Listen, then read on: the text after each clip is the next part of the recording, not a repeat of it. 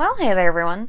Welcome to 2024. It's been a hot second since I've made a video because I took a lot of breaks for the holidays. I hope you all had a nice holiday break as well. I know I did. My family was here for the Christmas and we're gonna hang out, and then New Year's happened, so it was just like a lot of people. So I needed a little break. That's why I took last week off, but now we are back and it is a new year. And now since Christmas is over, I can show you all what I made for my Christmas presents this year. I am very happy about them. So my older sister, she read a ton of books this year, and they were all like ebooks and audiobooks, so she wanted to also have a mini bookshelf. So if you remember, I made a mini bookshelf for myself a bit ago, so I made her one as well, except like half the size. And so I put the little books in like a shadow box, and I like made shelves for them and everything. And so she read like a ton of books this year. So I can just show you a video of that and all of the cute little things. I also bought like little mini figures to put into the bookshelf, and then mini plants so she could like decorate it. So that was her present. That took forever to do because she read so many books this year. And then two things that I'm very proud of that I made for my best friend. I made her, there was this like trend going around on TikTok where people were making like paper mache like sea creatures to put on their walls, and so she loves sharks. So I made her a paper mache hammerhead that she could hang on her wall, and then I also made her a clay ornament of my attempt of a mako shark, which actually turned out so good. I'm very proud of that. So I made her those things for Christmas, and now I can show them without spoiling them. So that's what I did. Those were the honorable mentions for my Christmas crafting this year. So yeah, now that it is a new year, there is something that I want to do more of. I really want to focus more on using the material that I have rather than going out and buying some more material, because I have a very bad habit of that.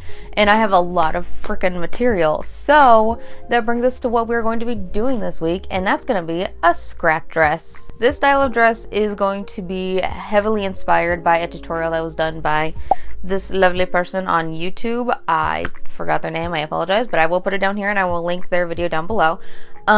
So this was their handmade kind of style, or no, milkmaid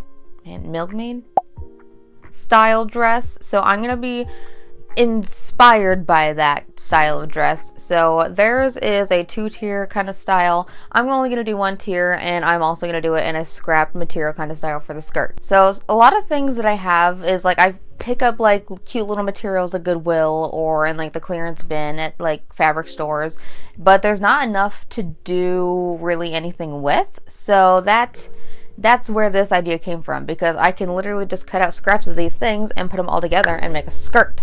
So that's what I'm going to be doing, as well as the top. The main style of this dress is it's going to have a big rectangular skirt, which I'm going to gather for the waist, and then it's going to be a very simple top, literally the same pattern for both the front and the back. It's just like a little straight cut out top, and it's meant to be kind of loose fitting, and then the straps are going to be like super long and have like big bow ties on the top that I can tie. I will also be including pockets and a little tie for the back of the dress. So let's get into the construction. So three of the materials have patterns on them, and then I just wanted like a plain tan just to like break up a bit of the mess. So to make the skirt, basically what I did is I just ended up like cutting out strips of different lengths and whatnot, and I tried to measure them at first so I can like try and match them up. That didn't work super well. So what I ended up doing, which ended up working really well, is I measured the length of my panel and I put a masking tape like square on my floor.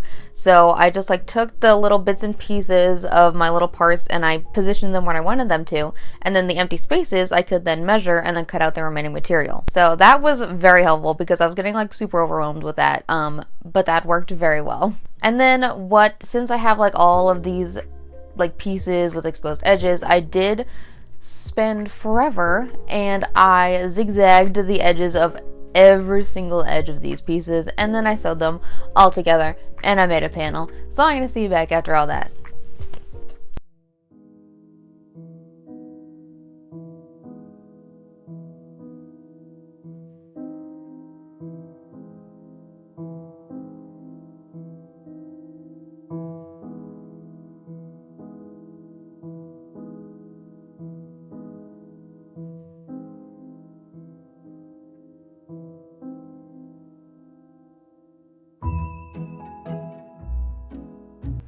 I'm pretty sure that I measured this out to be 8 feet by 26 inches.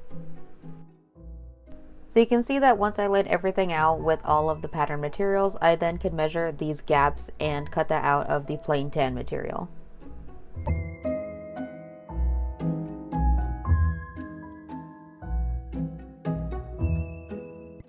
After that, all of the exposed edges get zigzagged on my machine, and then I can start sewing all of these panels together to make one giant panel for the skirt.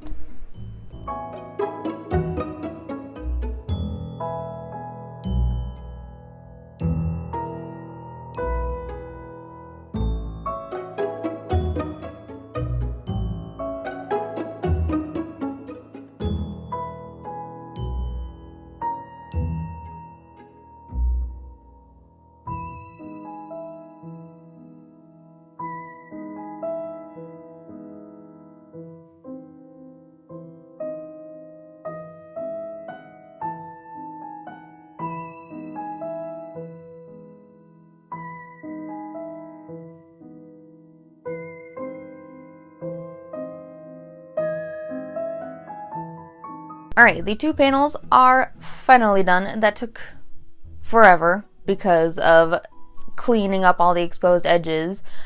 So now that my panels are done, I'm going to go ahead and put the skirts to the side for now because I don't feel like dealing with them. And I'm going to focus on the bodice. So for the bodice, I kind of just drafted this myself based on what the pattern looked like in the video that I was following. It was kind of like your bust measurement plus 10 centimeters divided by 4, and that would be like the half length that you needed, and then like create an armhole and then a little line for the top, and then it would be cut on the fold. So I kind of followed that, and then I just cut out 2 of my outer material. So this is where I kind of strayed a bit from the video as well, is I wanted 2 full linings rather than a top piece and a facing.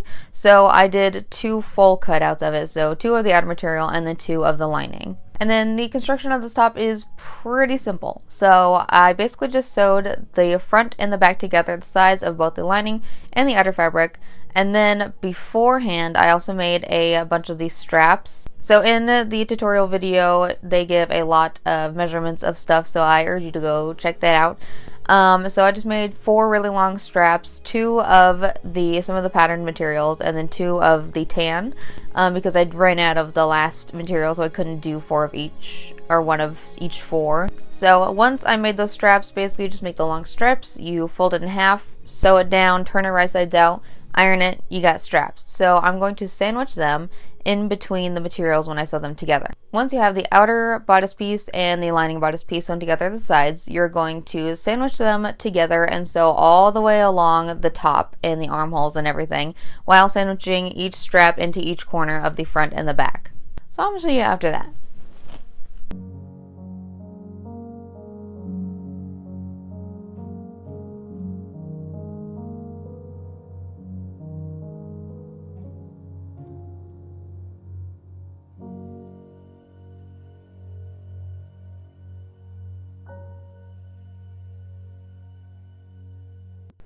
While I had this material out, I went ahead and I cut out the pockets for the skirt, and then I also cut out the straps before I started sewing the top together. So for the straps, again, what you're going to do is you're going to fold in half long ways and then sew all the way down, and then close one end, and then clip the edges, turn it right sides out and iron it, and then you have your strap that's ready to sandwich into your top. Next, you're going to sew the front and the back together down the sides to both the outer fabric and the lining.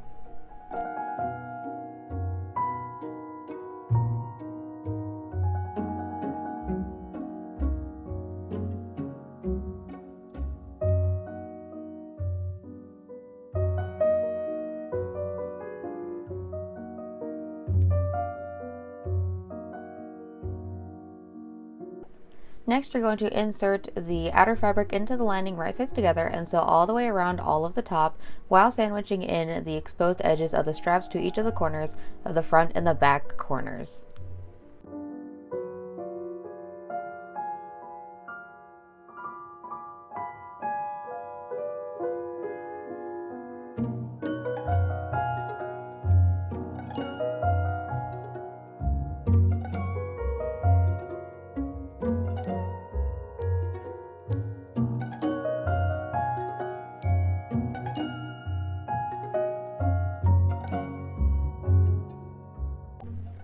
Then once you clip the corners and snip all the curves, then you can turn it right sides out and iron it, and the top is done.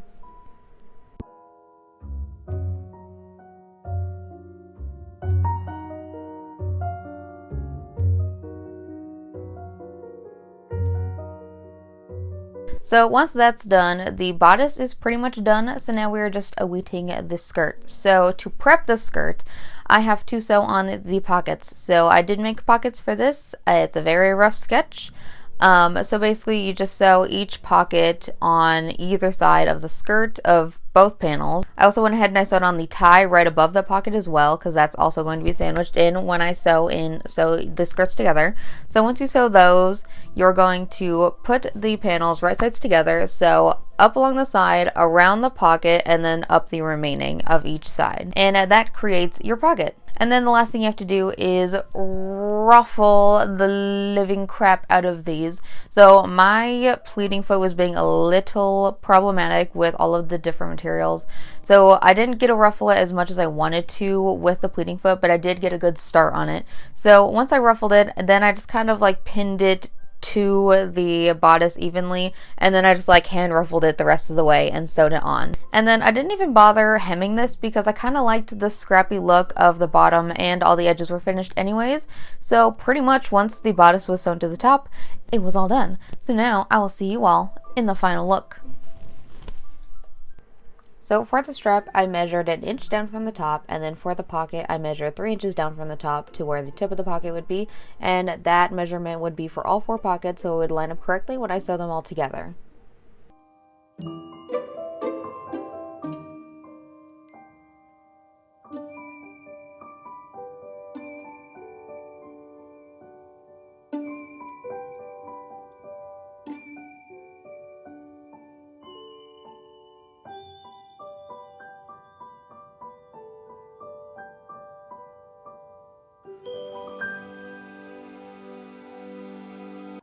And then once the pockets are sewn on, you're going to iron them out and then place the skirts right side together, and then again sew up the side around the pocket and then up the remaining of the skirt.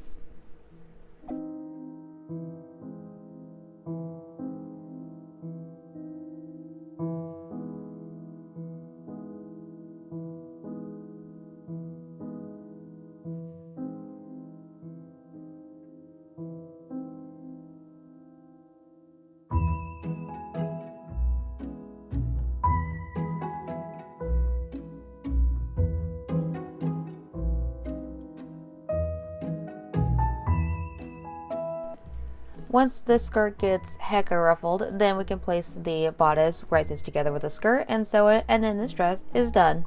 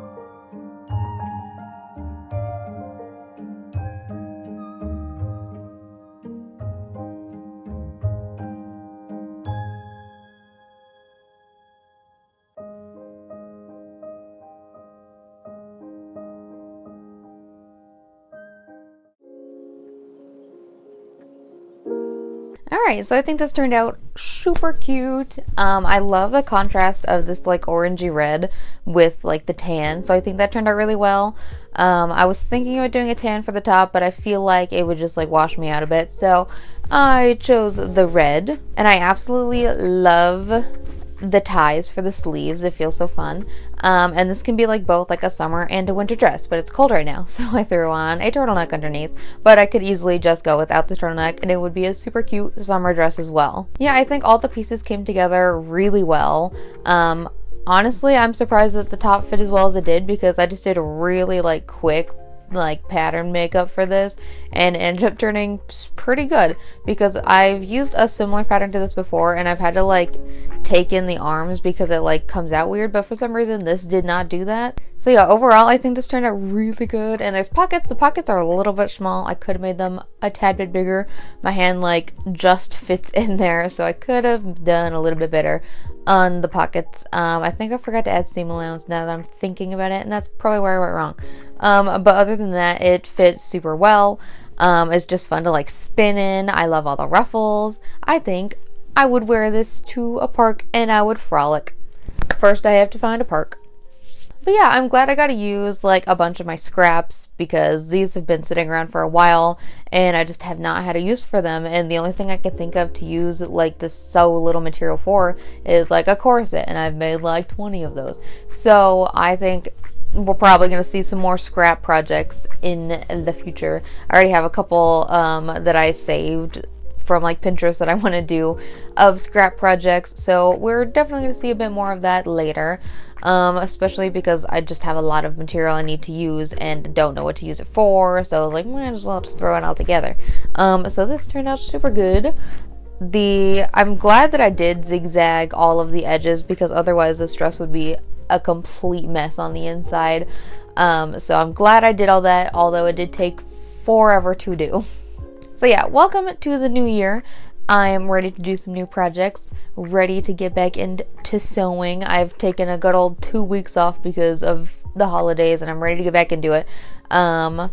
Oh, also, I forgot, I can also show a picture of the stockings that I made for everybody on Christmas. Those turned out really well. That went over really well too. I have the picture somewhere of all of them lined up on my fireplace. So those turned out really good. I'm very happy that I did those, and it gave me something to do, you know, coming up to the holidays. And I also built a bookshelf with my dad, because I ended up getting tons of books for Christmas. Surprise, surprise, because I got into books this past year, so I was just like, basically I want a lot of books. So and I already owned a lot of books, so, and I was running out of room on my bookshelf, and they were just like sitting on my floor, so I was like, let's build a bookshelf. So my dad helped me build a bookshelf, and I can show you a quick video of that as well. I think it turned out really well. It's like up here in this corner, that's why I'm looking up there. And I have the books that I wanted. I was finally able to get the complete series of Throne of Glass, and my best friend also gave me a collector's edition of the Throne of Glass first book, and it's super dope. So that's added to my Throne of Glass collection, and then the rest I just like bought throughout the years and I should probably read. So yeah, beside from that, I also finally put up my ghost little paintings that I did in September. In September, when I made the little ghost things, I ended up making like the page paintings of the ghosts. Finally got those hung up. I basically was just in like a let's go mood. And I got things organized, sort of. But anyway, besides this ramble, I hope you guys liked what I did. I very much enjoy a frolicking dress, and I want to make more. So, anything to do, if you like what I did, go and like and subscribe. I post most Saturdays, mostly at noon, and I will see you in my next video. Thank you for watching!